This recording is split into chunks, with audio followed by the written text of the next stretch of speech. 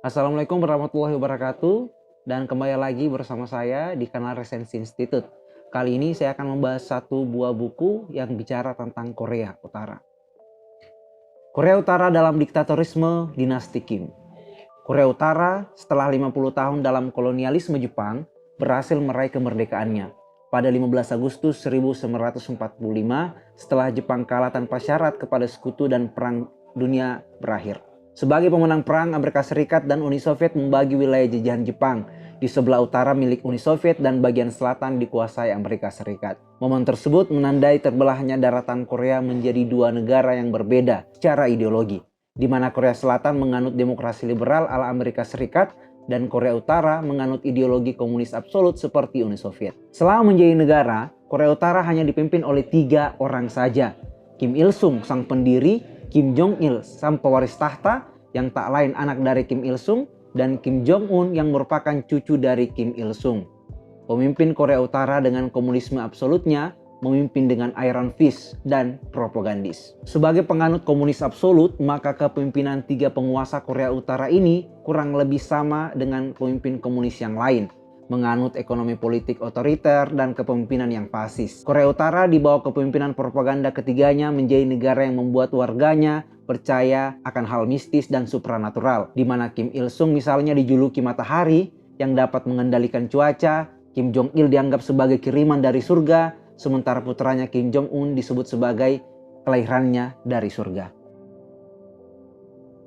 Era kepemimpinan diktator Korea Utara dimulai dari Kim Il-sung, penguasa pertama sekaligus pendiri Republik Rakyat Demokratis Korea yang didapuk sebagai pemimpin abadi Korea Utara dalam undang-undangnya. Kim Il-sung setelah mendapatkan sekolah politik dan militer di Uni Soviet, pulang dan memulai mengorganisasi revolusi anti-Jepang di Gunung Paektu di perbatasan Tiongkok dan Korea Utara. Dari sana, dia memobilisasi pertahanan nasional untuk menghancurkan invasi Jepang. Di tahun 1948, Kim Il-sung menjadi pahlawan revolusioner yang menasbihkan diri sebagai penguasa pertama sekaligus pendiri negara Korea Utara. Sebagai seorang komunis, Kim Il-sung mencita-citakan Korea Utara menjadi negara sosialis yang dalam perjalanannya membuat falsafahnya sendiri yang disebut sebagai Juche. Manusia menguasai segala sesuatu dan menentukan segala sesuatu, dan manusia tuan dalam sejarah.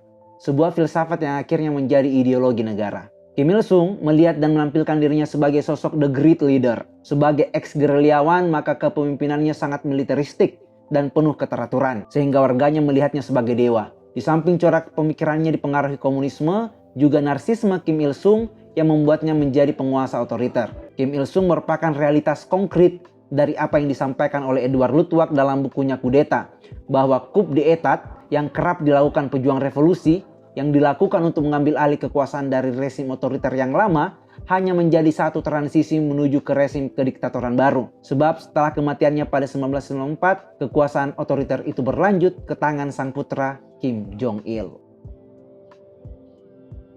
Tidak hanya mewarisi kekuasaan sang ayah, Kim Jong-il juga mewarisi watak keras Kim Il-sung. Bahkan lebih mengerikan, Kim Jong-il sejak tahun 1994 sampai dengan kematiannya memiliki catatan buruk tentang hak asasi manusia. Kamp konsentrasi menjadi penjara bagi para pembangkang. Tidak ada kebebasan beragama di Korea Utara, sebab negaranya menganut Juche, di mana penyembahan tertinggi diberikan kepada pemimpin tertinggi. Menyembah selain itu dianggap pengkhianat negara, dan nasib pengkhianat berakhir di tiang gantung atau membusuk di penjara. Kultus kepribadian Kim Il-sung dalam ideologi Juche-nya juga diwariskan kepada penerusnya. Kim Jong-il dalam menegaskan kekuasaan dirinya memimpin dengan mengutamakan militer sebagai kekuatan utama untuk menjaga stabilitas negaranya. Korea Utara sebagai negara yang sistem ekonominya sosialis, untuk tidak bergantung ke negara lain dan sistem politik yang sangat tertutup, membuat negaranya terancam krisis berkali-kali. Sehingga di era kepemimpinan militeristik Kim Jong-il mengembangkan nuklir sebagai kekuatan politik global yang memiliki daya tawar bilateral yang intimidatif. Corak kepemimpinannya yang dimulai dari 1994 selama 69 tahun dan berakhir karena meninggal dunia di tahun 2011 ternyata belum sepenuhnya berakhir. Sebab tongkat estafet kepemimpinan tersebut masih berlanjut ke pewaris selanjutnya, Kim Jong-un. Di usia yang cukup muda dan mendapatkan kekuasaan yang besar, membuat Kim Jong-un tidak hanya memimpin dengan otoriter, tetapi juga aneh. Misalnya, bagi mereka yang tidak menangisi kematian ayahnya akan dipenjara, Semua warga wajib menghafal pidato Kim Jong-un dengan panjangnya mencapai 10 ribuan karakter. Gaya rambutnya yang aneh menjadi gaya rambut nasional yang diwajibkan oleh pemerintah. Wajib militer pun juga diadakan, tetapi bukan untuk pemuda, melainkan bagi perempuan berusia 18 sampai dengan 19 tahun. Tidak hanya itu, Kim Jong-un juga merupakan seorang hedonis yang memanfaatkan kekuasaannya untuk berlagak layaknya raja yang bergelimang kemewahan. Rakyat hanya jadi pion-pion negara yang bertugas melayani pemimpinnya, bukan sebaliknya sebagaimana yang terjadi di negara-negara demokrasi. Oleh sebab itu, banyak warga yang diam-diam mengidamkan reunifikasi atau penyatuan kembali Korea Utara dan Korea Selatan karena tidak kuat hidup dalam otoritarianisme penguasanya dan isolasi negaranya. Hal tersebut membuat hampir 20.000 warga Korea Utara menurut harian Jong-ang Ilbo melarikan diri ke Korea Selatan. Dan bagi Kim Jong-un, mereka dianggap sebagai pembelot. Kondisi negara yang tertutup membuat Korea Utara menjadi negara yang tidak ikut laju gerak zaman dalam berbagai bidang, sehingga warganya pun menjadi terbelakang dalam banyak hal. Yang mencirikan kepemimpinan ketiga penguasa Korea Utara itu adalah diktatorisme, di mana kekuasaan dijalankan dengan sekehendak penguasa.